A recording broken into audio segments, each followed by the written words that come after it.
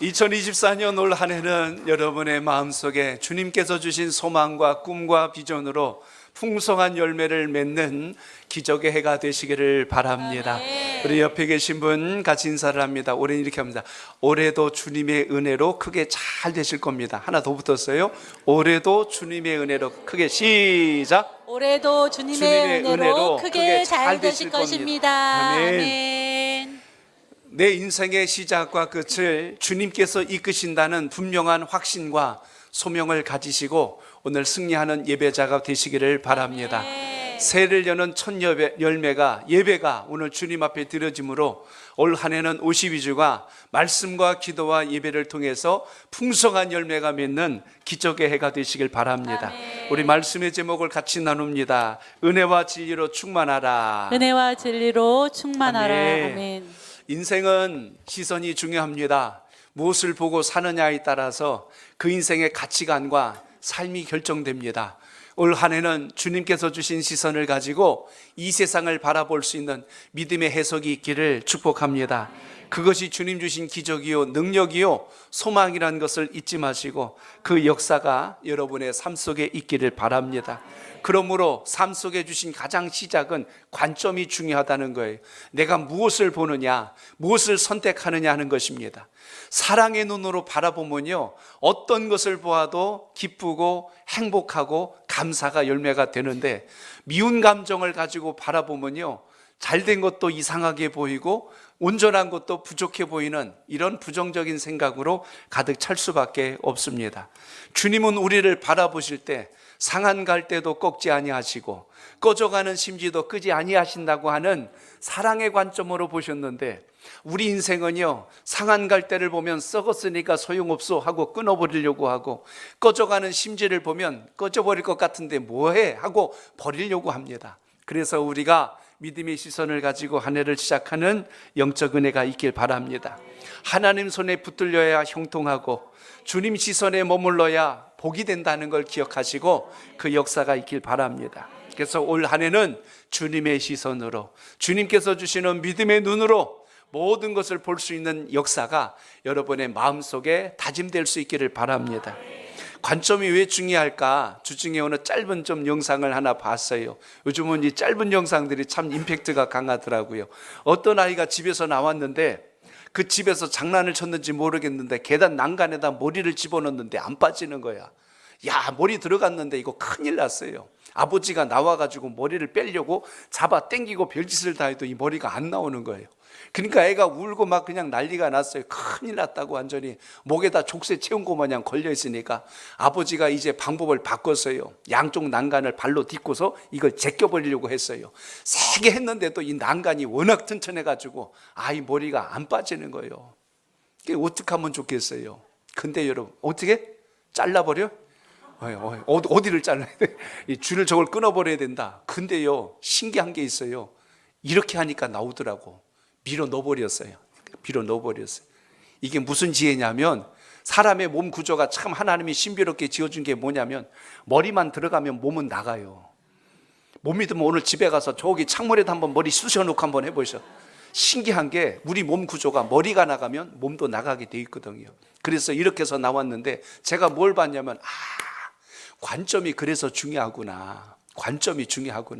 무조건 뒤로 나와야 된다고 생각하니까 답이 안 나오는 거예요. 해결이 안 되는 거예요. 그러니까 내 인생은 끝났다, 나는 여기서 오늘 그냥 끝장이다, 이렇게 하는데, 생각을 바꾸고 시선을 바꾸고 관점을 바꾸니까 새로운 돌파구가 생기는 걸 보게 됩니다. 출애굽기에 보면 하나님의 백성들이 애굽 땅을 나와서 광야를 지나다가 첫 번째 홍해 앞에 도달합니다. 뒤에서 바로의 군대가 추격해오고 앞에는 큰 강이 앞을 가리고 있으니 이스라엘 백성들이 이제 우린 죽었다고 하는 거예요. 근데 하나님께서 새로운 관점을 열어주십니다. 홍해에다 길을 내가지고 거기를 건너가게 하시는 거예요. 세상에 그 큰 바다에 길이 날 줄 누가 알았겠어요? 근데 길이 나는 거예요. 하나님의 말씀과 은혜를 따라가고 보니 내가 생각할 땐 답이 없고 길이 없던 인생길에 하나님께서 전혀 뜻밖의 인생의 길을 내주시고 방향을 열어주신다는 것을 여러분 삶 속에 기억하시길 바랍니다. 내가 생각할 땐 지금 제일 답답하고 근심스럽고 곤고한데 하나님은 그걸 지나서 길을 이미 예비하시고 조금만 더 견뎌라, 나를 바라보라, 계속하여 우리를 부르시고 손을 내밀고 계신다는 걸 기억하셔서 올 한 해 여러분 마음속에 믿음의 관점이 주님께 집중되고 고정되어서 형통의 복을 누리는 한 해가 되시길 바랍니다. 올 한 해 내가 머리 굴리고 내가 피하겠다고 요리조리 도망치고 계산하고 앉아있다고 답이 나오는 게 아니라 지난해 실패해 보셨으니까 알 거 아니에요. 하나님께 맡기지 않는 내 인생은 누구도 책임져 주지 않는다. 그러므로 주님께 전적인 의지와 소망을 가지시고 하나님이 열어가시는 그 길 앞에서는 여러분의 신앙이 되시길 바랍니다. 주님을 더 가까이 하시고 주님께 묻고 주님께 두드리고 주님 앞에서 답을 구하시면 하나님께서 우리 삶 속에 선한 길을 여실 뿐만 아니라 내가 전혀 상상도 못했던 놀라운 역사로 여러분의 복의 지경을 넓혀주신다는 것을 잊지 않길 바랍니다. 지난 송구영신 예배를 마치면서 모든 분들이 기도 제목들을 다 써서 올려주셨어요. 제가 이걸 다 갖고 지금 이제 기도하고 있는데 아직 송구영신 예배 때 기도 작성하지 못하신 분들은 오늘도 아니면 이번 주 안으로 기도문 저 밖에 용지 있으니까 10가지 다 쓰셔가지고 넘쳐도 되니까요 써서 올려주시고 그 자세한 내용 때문에 하나님의 역사가 함께 하시길 바랍니다. 그냥 이렇게 쓰지 마세요. 주님 다 아시지요, 역사해 주옵소서, 이렇게 하지 말아요. 그럼 주님도 그렇게 응답하세요. 다 받은 줄로 믿어라 그럴 거예요. 그럼 내가 뭘 받았는지 어떻게 알아요? 그러니까 자세하게 조목조목 여러분의 소망을 아뢰어서 올 한 해는 여러분 삶 속에 기적의 역사가 차고 넘치길 바랍니다. 지난주 우리 황정환 안수집사님 이사 신방 예배를 드리면서 거기서 그런 이야기를 좀 잠깐 드렸어요. 우리 어렸을 때 불렀던 동요들이 우리의 미래를 결정하는 상당한 중요한 소스들을 주고 있었구나라는 걸 봅니다. 그 중에 하나가 여러분 아는 그 노래 알아요? 엄마야 누나야 강변 살자, 그 노래 알아요? 우리 주일학교 친구들 알아요? 민재 아니? 처음 듣지? 오늘 집에 가서 엄마한테 물어봐. 그 노래가 왜 중요한지 내가 알려줄게. 거기 보니까 어디요? 들에는 반짝이는 그 모래빛. 그래서 한강 주변에 집 산 사람들이 다 부자가 되고 잘 살았대. 강변 주변에다 집 사니까 세상에 이렇게 집값이 오를 줄 누가 알았어요. 근데 노래대로 산 사람들이 그런 복을 받았다는 이야기도 있더라고요. 또 하나를 보니까 우리 어렸을 때는 그 고무줄 놀이가 있어요. 민재는 고무줄 놀이 모르지? 알아요. 그래, 기찻길 옆 오막살이 들어봤어요? 기찻길 옆 오막살이 아기 아기 잘도 잔다 하는 노래가 있어요. 기찻길 옆에서 기적 소리 나는데 그게 뭐가 좋은 집이요. 그런데 요즘은 기찻길 옆이 역세권이 돼가지고 얼마나 집값이 뛰었는지 말도 못해요. 굉장히 좋아졌어요. 그래서 복을 받은 사람들도 있다는 이야기가 있어요. 그런데 또 이런 노래도 있어요. 과수원길이란 노래가 있어요. 민재야 그 노래 아니? 괜히 오늘 앞에 앉았네 이거. 동구밭 과수원길. 오늘 모르는 거 주일학교 친구들은 집에 가서 엄마한테 다 물어봐야 돼. 이런 노래는 알고 있어야 돼요. 맨날 게임만 하고 눈만 뱅뱅 돌지 말고 이런 노래 알고 있어야 돼. 동구밭 과수원길 아카시아 꽃이 활짝 폈네. 그래서 그린벨트가 해제됐대. 그래서 그린벨트가 해제가 됐대요. 하나만 더 할까요? 놀이터에 가면 이렇게 모래로 두꺼봐 두꺼봐 헌집 죽게 새집 다오 해봤어 안 해봤어? 옳지, 그렇지. 이제는 뭐가 맞는 게 있구나. 그게 지금 뭐냐면은 재개발해서 집이 잘 된다는 노래예요. 그게 옛집을 헐어버리고 새집을 주는 은혜를 입는 것. 저는 신앙 안에서도 마찬가지예요. 말씀을 읽다 보면 말씀 안에서 하다못해 동요도 그 안에 지혜가 있는데 하나님 말씀을 읽다 보면 우리가 살아갈 인생의 방향도 주시고 하늘의 소망도 주시는데 왜 이 말씀을 멀리하고 가까이 하지 않을까? 집에다 던져두고 놀 장신구가 아니라 오늘 그 말씀이 여러분에게 능력 되시길 바랍니다. 올 한 해 우리 교회가 표를 세웠어요. 자, 표를 우리 앞에 보시고 다 함께 읽어봅니다. 시작. 은혜와 진리가 충만한 교회. 아멘. 올 한 해는 여러분의 신앙과 믿음이 은혜와 진리로 충만하시길 바랍니다. 은혜와 진리가 충만해야 돼요. 이거 세로로 읽지 말고 은진 충격 그러지 말고 은혜와 진리가 충만한 여러분의 신앙이 되시기를 바랍니다. 거기에 제가 3가지 우리 실천 사항을 썼는데 거기에 큰 것이 또 거기에 조그맣게 있는 작은 것까지 하나씩 읽어봅니다. 시작. 예배에 감격이 있는 교회 52주 주일 예배 성공. 올 2024년도에는 52주 주일 예배가 성공하는 역사가 있길 바랍니다. 2번째, 훈련된 시작. 훈련된 제자들이 섬기는 교회 1인 1사역. 교회에서 실업자 되면 안 돼요. 교회에서 한 가지 이상 꼭 여러분 섬기는 일이 있길 바랍니다. 가만히 생각해 보세요. 내가 우리 선목교회에서 여기 식구고 가족이고 일꾼이고 직분자인데 아무것도 안 하면 하나님의 일 하나 찾아내시길 바랍니다. 그래서 올해는 일사역 하셔야 돼요. 자, 하나 또 따라합니다. 시작. 복음 열정에 앞장서는 교회 1인 1명 전도. 올해는 1인 1명 전도하는 하나님의 사람 되시길 축복합니다. 하나님께서 이러한 모든 과정을 통하여 여러분의 신앙과 믿음을 윤택하게 하시고 복을 더하신다는 것을 잊지 않길 바랍니다. 그래서 오늘 저는 여러분에게 올 새해를 열면서 가장 먼저 해야 될 게 예배의 성공자가 되라는 것입니다. 한번 따라합니다. 예배에 감격이 있는 신앙이 되어야 합니다. 신앙이 되어야 합니다. 예배가 마지못해서 억지로 드리는 예배하고 기다려지고 사모하고 열정을 가지고 드리는 예배하고 결과가 어떻게 같겠어요? 다르다는 겁니다. 52주도 귀한데 지난주 우리 송구영신 예배 전에 졸업 예배를 드렸어요. 교육부. 그런데 3년 6년 개근한 친구들이 있어요. 주일마다 예배를 드린 친구가 있어요. 지금 우리 청년들 중에는 12년을 주일 성수한 아이들도 있어요. 12년을. 제가 7인이라고 얘기는 하진 않겠는데 그런 가정도 있다니까. 또 2명이 또 있거든요. 그게 무슨 이야기냐면 주일 성수했다는 것은 그렇게 부모가 자녀를 신앙으로 주일 전에 예배를 드렸다는 이야기예요. 오늘 여러분의 신앙과 믿음이 주님 안에 이와 같은 역사가 함께 하시길 바랍니다. 그래서 올 한 해는 오늘 첫 단추를 잘 끼웠으니 올해 마지막 송구영신 예배까지 모든 주일을 하나님께 최선을 다하여 드리는 그 믿음이 여러분 속에 있기를 바랍니다. 요한복음 4장 23절로 24절에 보니까 거기 이런 말씀이 나와요. 우리 같이 읽습니다. 시작. 아버지께 참되게 예배하는 자들은 영과 진리로 예배할 때가 오나니 곧 이때라. 아버지께서는 자기에게 이렇게 예배하는 자들을 찾으시느니라. 하나님은 영이시니 예배하는 자가 영과 진리로 예배할지니라. 아멘. 기존 성경에는 신령과 진정으로 라고 되어 있습니다.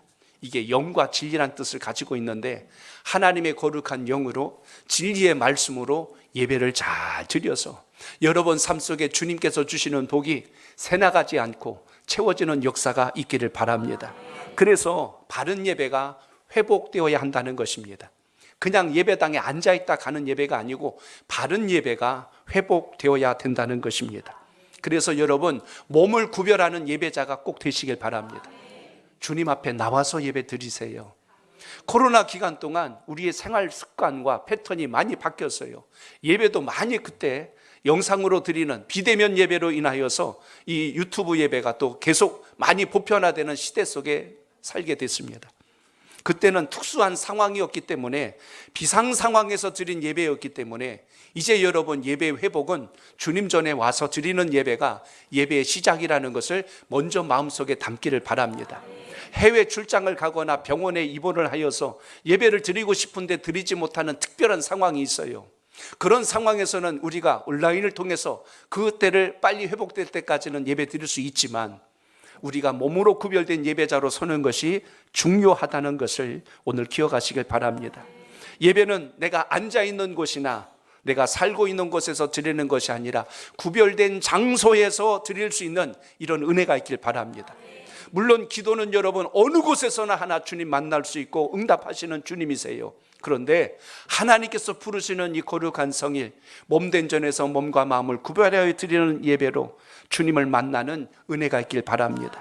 이스라엘 백성들이 살고 있는 그 애굽 땅에서 벗어나서 하나님이 복 주시는 약속의 땅을 가기 위하여 광야를 지나갔어요. 그리고 그들은 성막 앞에 모여 예배를 드렸고 나중에 성전을 지었을 때는 그 성전 안에서 그들이 하나님께 영광의 예배를 드린 것을 보게 됩니다. 그러므로 예배는 구별된 장소가 있어야 돼요. 하나님 앞에 오는 그런 사모하는 마음이 올 한 해 여러분 속에 있기를 바랍니다. 서울 화암동에 사시는 어느 장로님 글을 좀 읽었어요. 그 장로님이 생전에 이제 평생에 이 당뇨병하고 이 심장병 때문에 몸이 건강하지 않습니다. 그럼에도 불구하고 주일 예배, 주일 저녁 찬양 예배, 그리고 수요 예배, 금요 기도회, 모든 공적 예배를 빠지지 않고 드렸습니다. 집에서 교회까지의 거리가 적지 않은 차를 타고 옮겨야 하는 거림에도 불구하고 그 노구의 몸으로 예배에 최선을 다했어요. 그래서 그분의 고백입니다. 왜 빠지지 않고 주일 성수하며 공적 예배를 잘 드렸나요? 4가지 이유를 이야기합니다. 첫째 이유는 예배 나오는 것은 정성이 중요하다고 믿기 때문입니다 라고 고백합니다. 하나님 앞에 내가 최선을 다하는 자세를 주님 앞에 나와서 가졌다는 거예요. 집에서 편하게 누워서 앉아서 얼마든지 할 수 있어요. 그러나 내 몸을 구별하여 하나님께 드리는 정성을 하나님께 최선을 다하여 드리는 자세로 왔다는 거예요. 두 번째, 그의 고백입니다. 장로라는 직분 때문이라고 얘기했어요. 이걸 바꿔 얘기하면 사명입니다. 하나님이 내게 귀한 장로의 직분을, 권사의 직분을, 또 집사의 직분을, 교회 여러 가지 하나님의 일꾼의 자리를 주셨는데 이 사명의 자리를 내가 잘 감당해야 된다는 마음으로 주의 전에 왔다는 이야기입니다. 세 번째는 교인들에게 본을 보이기 위해서 나오셨대요. 교인들에게 본을 보인다. 이거는 위선적으로 드린다는 뜻이 아니라 신앙의 본질이 여기에 있다는 것을 알려주기 원하여서 그렇게 최선을 다했다는 겁니다. 예배는 이렇게 드려야 합니다. 기도 생활은 이렇게 해야 합니다.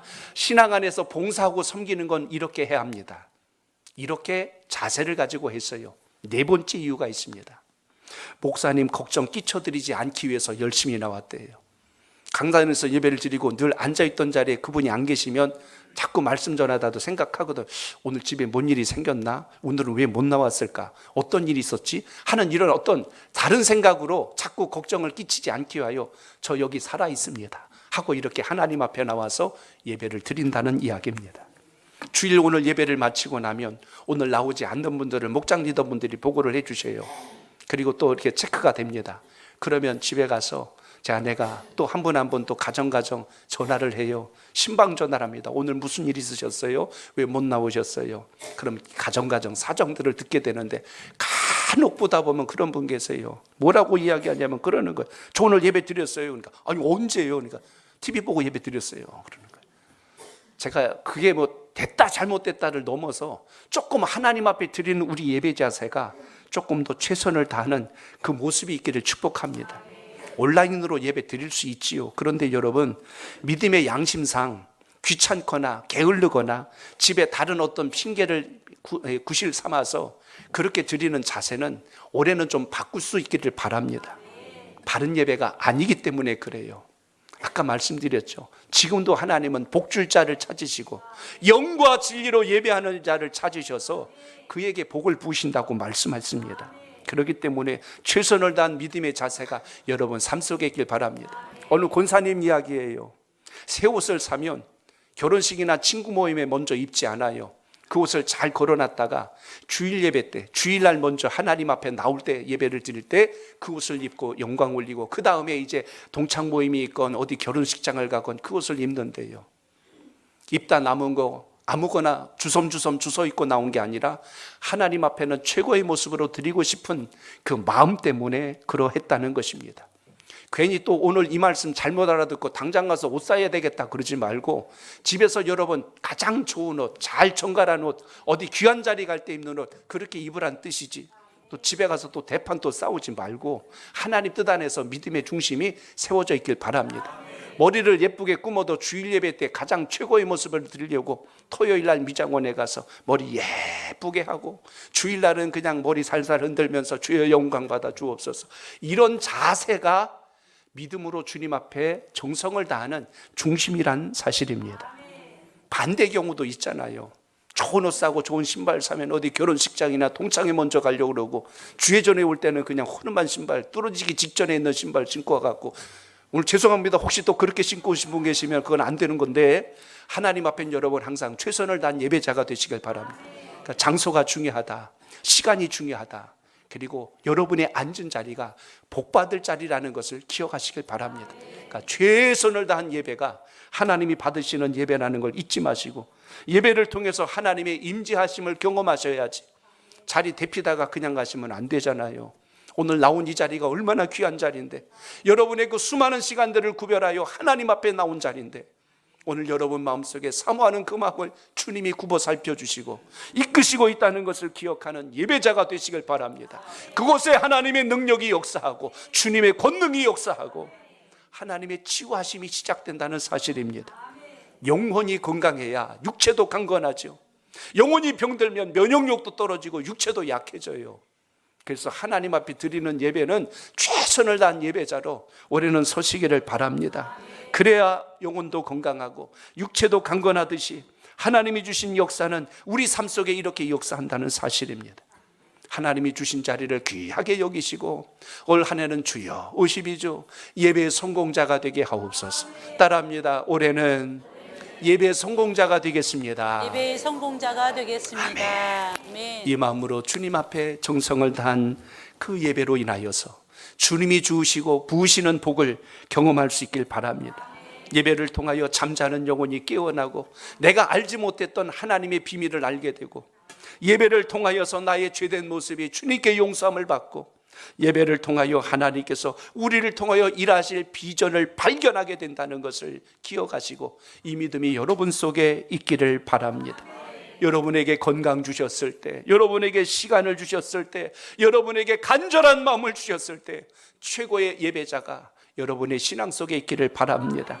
그리고 오늘 본문이 뭐라고 말씀해요? 14절 다시 읽어봅니다. 시작. 말씀이 육신이 되어 우리 가운데 거하심에 우리가 그의 영광을 보니 아버지의 독생자의 영광이요 은혜와 진리가 충만하더라. 아멘. 말씀 안에 거하는 신앙이 되시길 바랍니다. 사도 요한이 오늘 본문 속에 보면 뭐라고 이야기합니까? 말씀이 육신이 되어 우리 가운데 거했대요. 저는 이 말씀을 읽을 때마다 얼마나 은혜가 되는지 모릅니다.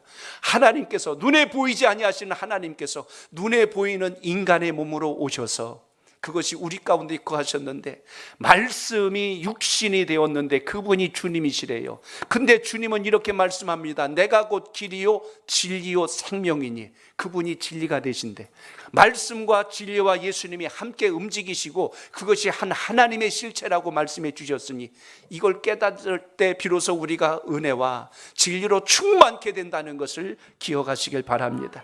그래서 오늘 요한이 고백하는 겁니다. 은혜와 진리의 충만함은 무엇으로부터 시작하는가? 말씀이 육신이 되어 우리 가운데 거하심에. 거한다는 표현 제가 한 번 더 합니다. 거한다는 건 내 영혼 속에 집을 지으셨대요. 너의 안에 텐트를 치셨다. 장막을 치셨다. 그러니 여러분 안이 주님의 거룩한 전이 되었다는 것을 기억하시길 바랍니다. 집도 관리 안 하고 내버려 둬보세요. 아무리 새 집이라도 오래 못 갑니다. 금방 망가져요. 집은 사람이 살아야 되고 관리하고 쓸고 닦고 만지고 자꾸 해야 그 집의 수명이 깁니다. 여러분의 믿음의 시선으로 여러분의 영혼이 예수 그리스도 안에서 말씀으로 날마다 갈고 닦고 다듬고 빛을 내어서 영광된 삶이 되시기를 바랍니다. 사람은 그 마음속에 들은 것이 입으로 나오고 생각으로 나오고 행동으로 나와요. 없는 것이 그 사람에게 나오지 않아요. 말하는 거 보면 그 사람의 생각입니다. 행동하는 거 보면 그 사람의 생각이에요. 그게 그 안에서 넘쳐났기 때문에 겉으로 표현이 되는 겁니다. 오늘도 여러분 올 한 해는 주님 안에서 이와 같은 충만의 역사가 여러분 삶 속에 있기를 바랍니다. 은혜와 진리라고 오늘 말씀했는데 말씀이 함께하고 또 하나 뭐가 함께한다고 했어요? 거기 보니까 아버지 독생자의 영광이 함께한대요. 결국 여러분 영광을 보는 것이 은혜와 진리로 충만케 하는 것임을 기억하시길 바랍니다. 영광은 주님의 모습을 내 삶 가운데 비춰내는 거예요.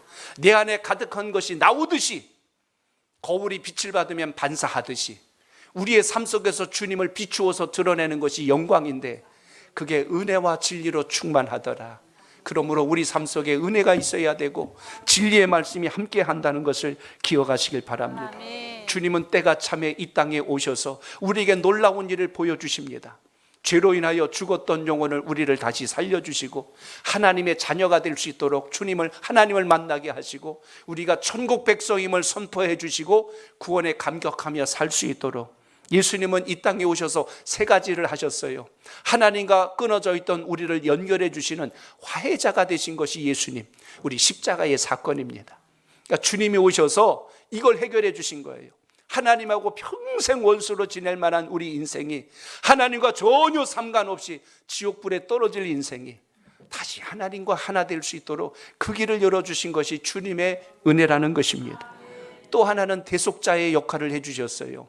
나의 죄를 대신 짊어지시고 우리에게 용서와 자비를 베풀어 주신 하나님의 은혜, 그리고 우리 주님은 지금도 중보자가 되주셔서 내가 도저히 해결할 수 없는 인생의 무거운 짐을 안고 슬퍼하고 애통해 할 때 곁에서 기도하시고 우리를 지켜봐 주시고 일으켜 주시는 분이 우리 주님이라는 것을 잊지 않길 바랍니다. 인생을 살고 보면 내가 똑똑해서 잘 살아온 것 같지만 사실 그 뒤에서 보이지 않게 일하신 하나님의 이 섭리를 볼 줄 안다면 그 사람이 은혜 안에 사는 사람이요 진리 안에 충만한 인생이라는 것을 오늘 이 예배 속에서 마음속에 기억하시길 바랍니다. 내일부터 제 5차 120일 성경 통독을 시작합니다. 말씀에는 치유의 권능이 있고 흉악의 결박을 끊어내는 역사가 있다는 걸 기억하시길 바랍니다. 그래서 마귀가 제일 싫어하는 게 말씀 암송하고 말씀 읽고 말씀 묵상하고 읽는 거 너무 싫어하거든요. 우리가 말씀을 읽을 때 이것이 옳은지 그른지 인생사를 분간할 수 있는 능력을 하나님께서 우리에게 부여해 주신다는 걸 기억하시길 바랍니다. 시편 107편 10절로 14절에 보면 여기 중요한 말씀이 나와요. 잘 읽어보세요. 같이 읽습니다. 시작. 사람이 흑암과 사망의 그늘에 앉으며 곤고와 쇠사슬에 매임은 하나님의 말씀을 거역하며 지존자의 뜻을 멸시함이라. 그러므로 그가 고통을 주어 그들의 마음을 겸손하게 하셨으니 그들이 엎드러져도 돕는 자가 없었도다. 이에 그들이 그 환난 중에 여호와께 부르짖음에 그들의 고통에서 구원하시되 흑암과 사망의 그늘에서 인도하여 내시고 그들의 얽어맨 줄을 끊으셨도다. 아멘. 10절은 이렇게 시작합니다. 사람이 흑암과 사망의 그늘에 앉았고 곤고와 쇠사슬에 매인 이유에 대해서 이야기합니다. 11절에 보니까 하나님의 말씀을 거역하고 지존자의 뜻을 멸시함이라. 하나님의 뜻을, 말씀을 거역하고 불순종하고 내 마음대로 살 뿐만 아니라 하나님의 뜻을 우습게 여기고 멸시했대요.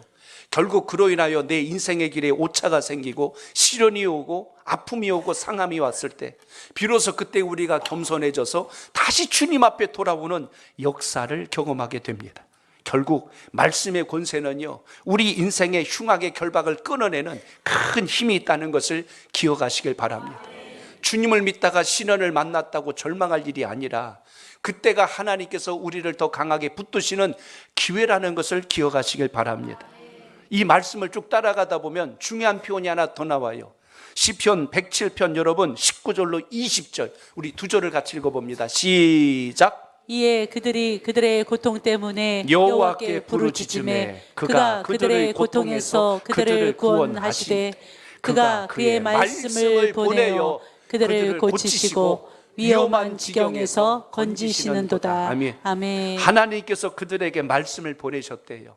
그 말씀이 이 땅에 이제 예수 그리스도 우리 주님으로 오셔서 우리를 고치시고 위험한 지경에서 건지시는 역사를 허락해 주셨다고 말씀합니다. 말씀을 보내주셨어요. 예수 그리스도 우리 주님을 이 땅에 보내주시고 말씀이 육신이 되어 우리 가운데 거하심에 여러분의 심령 속에 그 주님의 말씀이 거하심을 오늘도 기억하시길 바랍니다. 올 한 해는 그래서 주님이 여러분 안에 거하심으로 주님께서 기뻐하는 일 가운데 쓰임 받기를 축복합니다. 우리 교회도 보험 설계사로 일하시는 분들이 계십니다. 근데 아마 이분들은 아실 거예요. 이 3년 전에 제가 한 글을 정리해 놓은 게 있는데 2011년도 4월 달에 그 한나라당의 그 조윤선 의원이 국정에서 발표할 때 생명보험협회에서 제출받은 보험 가입자 위험 등급 분류표가 있는데 그 분류표 중에 1등급, 2등급, 3등급, 4등급이 있어요. 그러니까 이 분류표 중에 1등급은 고위험군으로 보험료 책정이 굉장히 높습니다. 밑으로 내려갈수록 그 위험도가 낮기 때문에 좀 금액이 낮다는 뜻이지요. 그래 봤더니 거기 이야기가 그런 거예요. 고위험군에 속하는 2등급, 1등급 말고 2등급부터 써 있는데 2등급은 특전사, 그 다음에 경찰 특공대, 용접공, 격투기 선수, 구급차 운전자들이 이제 2등급에 해당해요. 그럼 이제 1등급은 그럼 누가 해당하냐면 1등급 보니까 스턴트맨. 영화 때 그 제일 위험한 일 골라서 하는 사람들 있죠. 보험 저 회사들이 잘 가입 안 시켜주려고 해요. 그리고 보험 가입비도 굉장히 셉니다. 종군 기자, 헬기 조종사, 카레이서, 그리고 바다에서 일하는 해녀들, 이런 부류에 속한 사람들이 고위험군에 소속되어 있습니다. 근데 제가 거기서 하나를 본 게 뭐냐면 이게 왜 여기 들어가 있을까 싶은데 보니까 19에서 60세까지의 무직자, 이게 고위험군에 들어가 있는 거예요. 이게 왜 무직자가 고위험군에 들어가 있지? 거기 해석해 놓은 걸 보니까 그래요.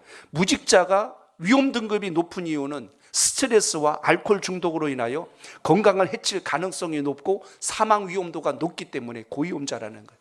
아무것도 안 하는데 가입하려고 한다? 이게 뭔가 수상한 거예요. 문제가 있다는 이야기예요. 그래서 더 심사가 까다롭다는 이야기입니다. 제가 그걸 보고 깨달은 게 뭐냐면 그렇구나. 신앙 안에서도 마찬가지예요. 일하지 않으면 위험군입니다. 교회 안에서 섬길 때 일하지 않으면 위험군이에요. 아무 일도 하지 않고 교회에 그냥 다니고 편안하고 안전하고 별일 없이 무탈하게 가는 것 같지만 위험군이라는 이야기예요. 오늘 아침 목장 리더분들에게 제가 좀 센 글을 보내드렸어요. 교회가 전도하자, 기도하자, 봉사하자, 헌신하자, 충성하자 하지 않는 교회는 당장 떠나라 그랬어요. 그건 교회도 아니다. 성도들을 그냥 편하게 그냥 좋은 게 좋은 거야 하는 거는 그 영혼을 죽이는 교회지 살리는 교회 아니거든요. 내 인생을 망치는 교회지 살리는 교회 아닙니다. 신앙 안에서 믿음의 자극과 도전이 날마다 있어야 된다는 뜻입니다. 선지자 요나를 여러분 기억하시지요? 요나가 니느웨에 심판을 경고하라고 하나님이 사명을 주셨어요. 근데 요나가 불순종하는 거예요. 못 가겠다는 거예요. 그래서 니느웨는 동쪽에 있는데 서쪽 저 다시스 스페인으로 가는 배를 타요. 요방으로 내려가서. 그랬더니 어떤 일이 생겼냐면 갑자기 풍랑이 일어나는 거예요. 그러더니 나중에는 요나가 하나님의 뜻인 것을 알고 물로 떨어지는데 큰 물고기가 그를 삼켜버립니다. 그 뱃속에서 요나가 3일 동안 기도해요. 그리고 하나님의 사명을 깨닫습니다. 내가 여기 들어와서 죽었어야 되는데 죽지 않는 것은 저에게 할 일이 있군요. 요나가 그때 기도합니다. 그래서 버렸던 사명을 다시 부여잡고 육지로 나와서 니느웨로 가서 사명을 이루지요. 소명을 따르지 않으면 편할 것 같은데 내 인생에 풍랑이 일어납니다. 내 인생에 편안함이 없다는 거예요. 하나님 뜻대로 일하지 않는 것, 그게 위험한 겁니다. 내 삶이 조금 고단하고 물질이 조금 적고 하는 일의 수입이 좀 적다 할지라도 주님 안에서 믿음으로 살아내시는 분들은 반드시 하나님의 안전한 보호 속에서 하나님의 형통의 역사를 경험하게 된다는 것을 말씀 속에 기억하시길 바랍니다. 교회가 언제 제일 위험할까요? 하나님께서 우리에게 명하신 사명을 거절해버리면 그 교회는 위험해집니다. 언제 우리의 가정이 위험해질까? 하나님께서 나에게 명령하신 성령의 감동을 무시하고 외면하며 살면 내 가정이 위험해져요. 언제 교회가 병들고 연약해질까요? 아무 일도 하지 않고 손님처럼 방관하며 그렇게 신앙하는 분들이 늘어나면 그 교회는 병들고 연약해집니다. 교회의 건강의 비결은 하나님의 사명을 찾아내고 주님의 비전을 붙들고 아버지의 약속대로 살아내는 역사가 있길 바랍니다. 내 관점에서는 목을 뒤로만 빼야 살 것 같은데 앞으로 나가야 산다는 것을 주님을 만나야 알거든요. 이 은혜의 관점이 여러분의 삶 속에 있기를 바랍니다. 호주에 어느 양을 치는 농장이 있었는데요. 주변에 이리떼들이 많아갖고 양들을 자꾸 잡아먹으니까 이 양을 키우는 이 농장 주인이 너무 힘든 거예요. 그래서 이리 사냥을 잘하는 사냥꾼을 고용했어요. 아주 그 잘 잡는 유능한 사냥꾼을 고용해서 근처의 이리들을 다 잡아버렸어요. 그때부터 이리가 양떼들을 공격 못합니다 이제. 그랬더니 그때부터 양들이 얼마나 편해졌는지 3년 동안 양이 막 그냥 기하급수적으로 늘기 시작을 하는 거예요. 이제 잘 됐다 했는데 3년이 넘으면서부터 문제가 생겼어요. 무슨 문제가 생기냐면 이 양들이 자꾸 병들면서 죽기 시작하라는 거예요. 그래서 왜 이런 일이 생겼는지 전문가를 불러서 원인을 살펴보니까 이 양들이 긴장이 풀려가지고 체력이 약해져 버렸어요. 면역력이 없어져 버렸어요. 조그만 질병이 생겨도 그래서 막 자꾸 쓰러져 버리고 죽어나가는 일이 생겨버린 거예요. 그래서 한 거예요. 작은 시련과 어려움이 우리 삶을 넘어뜨리는 게 아니라 우리를 더 강하게 세울 수 있는 기회가 된다는 것을 보게 됩니다. 오늘 여러분의 신앙 속에 그 은혜와 믿음이 살아있기를 바랍니다. 사도 바울을 생각해 보세요. 주님의 그 귀한 일을 감당하는데 그에게도 육체 가시가 있었대요. 다른 사람에게 그 사람 바울의 손수건만 잡아도 죽은 자가 살아나고 병든 자가 낫는 역사가 일어나는데 정작 자기의 병은 전혀 고치지를 못하는 거예요. 바울이 하나님께 3번이나 간절히 기도를 드렸는데 응답이 왔어요. 내 은혜에 내가 족하도다. 그냥 그게 내 은혜래요. 바울이 그것을 응답으로 받습니다.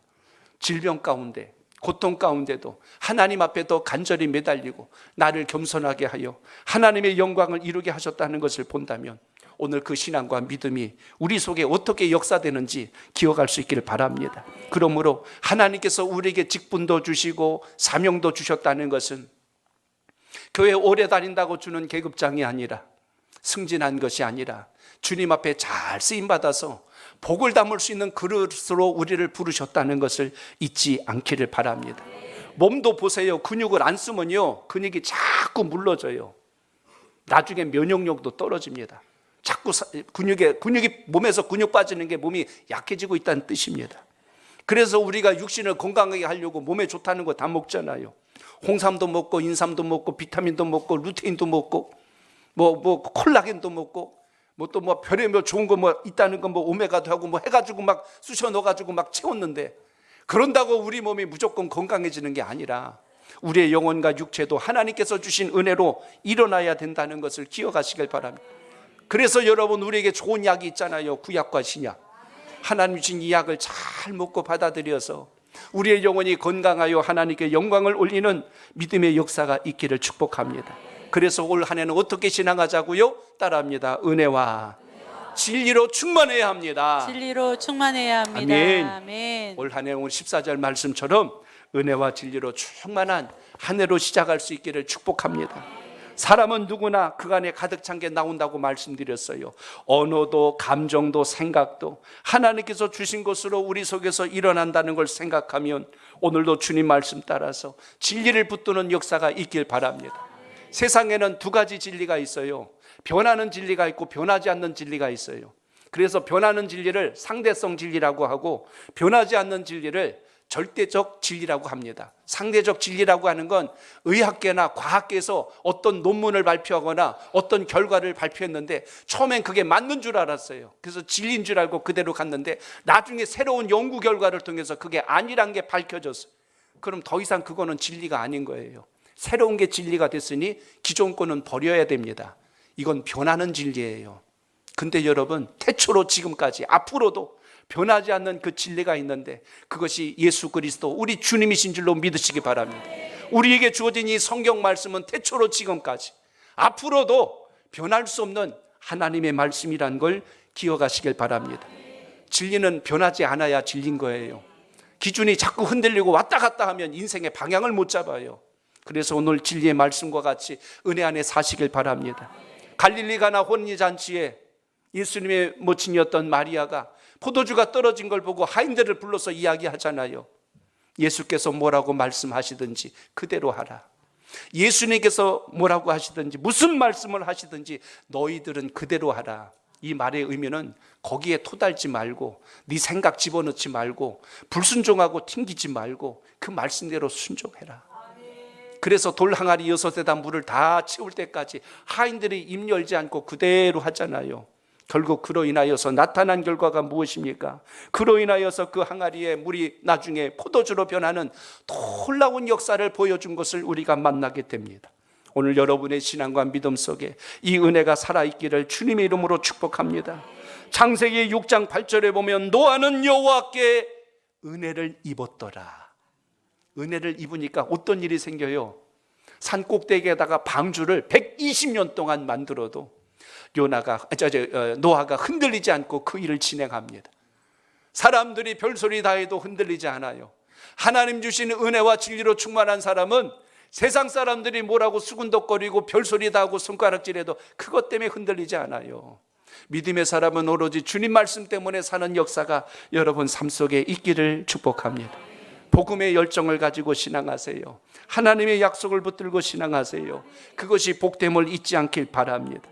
신년도 기도 제목을 쭉 보니까 그 안에 여러 가지 기도 제목 소원들이 있는데 그 중에 하나 눈에 띄는 것이 올해는 한 영혼 이상 전도하게 하옵소서. 이렇게 여기 기도 제목에 올라온 걸 봤어요. 그 전도 대상자 이름들도 기록해 놓은 걸 봤습니다. 저도 같이 기도합니다. 올해는 여러분 나 혼자의 구원에서 만족하지 말고 하나님께서 여러분에게 품게 하시고 기억나는 영혼들을 주님 앞으로 인도하는 은혜가 있기를 바랍니다. 20세기 유명한 전도자 가운데 미국에 지금은 이제 소천하셨죠. 빌리 그레함 목사님, 유명한 전도 목사님이세요. 이 목사님이 한 번은 어느 교회 집회를 갔습니다. 집회를 마치고 목사님과 이야기를 나누는데 그 교회에 술주정뱅이 4사람이 있었대요. 얼마나 예배를 방해하고 얼마나 그렇게 신앙에 또 유익이 안 되든지 그래서 성도들이 모여가지고 투표를 했대요. 이 4사람을 우리 교인으로 받아야 할지 말아야 할지. 그렇게 해서 그들을 교회에서 내보내기로 모두 투표해서 결의를 한 겁니다. 그 이야기를 들은 빌리 그레함 목사님이 교인들을 앉혀놓고 이렇게 말씀 전했대요. 여러분 그렇다면 제 말 좀 들어보십시오. 이 교회 안에 술에 취하여 있고 술에 쩔어 있는 사람을 투표해서 내보냈다면 이 예배당 안에 성령에 취하여서 성령에 충만한 사람이 몇 명 있는지 대신 투표해 본 적 있습니까? 우리는 성령에 충만하여 은혜에 충만하여 신앙하지도 않으면서 세상에 취한 사람이라고 해서 그 사람을 투표하여 내보낸다면 오늘 투표해서 성령에 충만하지 않는 사람들을 투표해서 그 사람들 나오면 어떻게 할 겁니까? 그래서 성도들이 그 말에 도전을 받고 깨달아서 참여하고 하나님 말씀 앞에 다시 힘을 다하여 변화했다는 이야기를 읽어봤어요. 오늘 이 시간 여러분 올 한 해 시작하면서 우리의 마음속에 하나님의 은혜로 충만되는 역사가 있길 바랍니다. 욕심 충만하지 말고 은혜 충만한 신앙이 여러분의 믿음이 꼭 되시길 바랍니다. 사람이 술에 취하면요 말하지 않아도 보면 알잖아요. 갈기자루 걷고 괜히 막 안 하던 노래 부르고 소리 지르고 막 그럽니다. 그리고 그래요. 전봇대가 일어나서 나를 때렸대. 지가 가서 받아놓고 왜 전봇대가 때렸단 소리 해요. 어떤 사람은 여러분 돈에 취해 있어요. 그러니까 사사건건 모든 게 다 돈이야. 돈 하면서 그렇게 살아가요. 어느 교회 여전도 회장 이야기 제가 전해드렸잖아요. 아파트 분양 때문에 정신없이 떠다니다 보니까 그 생각으로 충만해가지고 결국 여전도 헌신 예배가 있는 걸 깜빡해갖고 그날 불이 났게 교회로 달려와서 예배를 드리는데 강단에 서가지고 그렇게 고백을 했어요. 다 함께 찬송가 307동 1, 2라인 부르시겠습니다 하고 그러는 거예요. 머릿속에 들어가 있는 게 그것밖에 없으니까 그게 입으로 쏟아져 나와요. 우리 신앙과 믿음 속에 하나님 주신 것, 그 은혜로 붙들림 받는 역사가 있길 축복합니다. 일본의 신학자 우찌무라 간주의 이야기 하나만 드리고 말씀 맺습니다. 저는 이 글이 마음속에 큰 울림을 줘요. 여러분도 한번 기억 들어보시기 바랍니다. 성령을 받지 못한 기독교인처럼 불쌍한 사람은 없습니다. 왜냐하면 그는 세상의 것들을 가지지 못했을 뿐만 아니라 하늘나라의 것도 가지지 못했기 때문입니다. 세상이 그를 업신여겨도 그는 세상을 이길 힘이 없으며 깨끗하게 되기를 힘써도 그는 결코 깨끗해질 수가 없습니다. 그래서 성령을 받아야 합니다. 그렇지 않으면 그는 불신자보다도 못한 사람이 될 것입니다. 예배당에 앉아 있는데 믿는 것도 아니고 세상 속에 있는데 세상 뜻대로 사는 것도 아니고 이도 저도 아닌 것이 평생을 예배당 문턱이 닳도록 왔다만 갔다만 했다면 그것이 과연 신앙인가? 올 한 해는 여러분 겉모습만 그리스도인이 아니라 여러분의 내면이 주님 닮은 신앙으로 일어나는 역사가 있기를 바랍니다. 주님 앞에 복줄 자를 찾으시는 하나님의 은혜가 여러분 삶 속에 살아있기를 바랍니다. 주여 우리에게 은혜의 충만함을 주옵소서. 진리로 충만하게 하옵소서. 이 고백과 다짐을 가지시고 올 한 해 다시 한번 더 힘있게 일어나는 여러분의 신앙 되시길 바랍니다. 말씀이 육신이 된 것이 은혜요, 그것이 진리예요. 오늘 우리 가운데 거하셨다는 것이 은혜요 진리입니다. 오늘 그의 영광을 우리가 느끼게 하고 체험하게 하신 것이 은혜요 진리입니다. 이 복을 받는 우리 온 성도들 되시기를, 우리 교회 학교 우리 자녀들 모두 마찬가지로 올 한해는 이런 복을 받는 역사가 있기를 주의 이름으로 축복합니다.